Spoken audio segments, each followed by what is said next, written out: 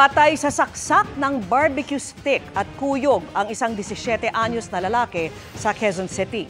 Ang stick naiwan pa sa loob ng katawan ng biktima. Ang nahulikam na krimen sa pagtutok ni Rafi Tima. Hindi daw matanggap ng mga magulang ng isang 17 taong gulang na teenager ang biglaan niyang pagkamatay dahil sa away kalye. Ang sakit-sakit po. Po, bigyan ng hustisya yung pagkamatay ng anak ko. Kasi ang saklap po talaga na nangyari sa kanya. Brutal yung ginawa sa kanya.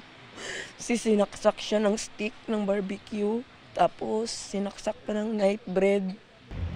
Ang ipinangsaksak na barbecue stick tumama raw sa kanyang puso, naputol at naiwan pa sa loob ng katawan ng biktima.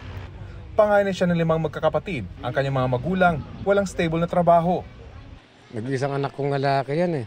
Siya na lang, matanda na ako. Siya lang po ang inaasahan namin. Kwento ng kaibigan ng biktima, nakatambay sila sa labas ng isang bilyaran sa Barangay Quirino 3A nang bigla silang palibutan ng mga kalalakihan. Karamihan daw mga minor de edad. Tinanong po kami kung taga-saan po kami. Nang di ko na po nasagot, may bigla pong sumapak po sa akin at doon na po nagkabulan. Si BG napahiwalay at nakatakas habang ang minor de edad na biktima dito na inabutan sa establishmentong ito sa Anonas, Quezon City. Isang CCTV footage ang kumakalat ngayon kung saan makikita kung gaano kinuyog, pinagpapalo at sinaksak ang biktima. Parang nasa isip po namin, parang may iba silang kaaway, kami na punteriya. Binalikan ng mga taga-barangay ang establishmento ngayong hapon para makakuha ng iba pang anggulo ng CCTV para matukoy kung sino talaga ang sumaksak sa biktima. Sa ngayon, arestado ang 18 taong gulang at 8 minor de edad na nasa kustodiya ng DSWD. Hinihinga namin sila ng pahayag. Tumanggi munang magbigay ng pahayag ang pamunuan ng establishmento dahil wala raw silang kinalaman sa insidente.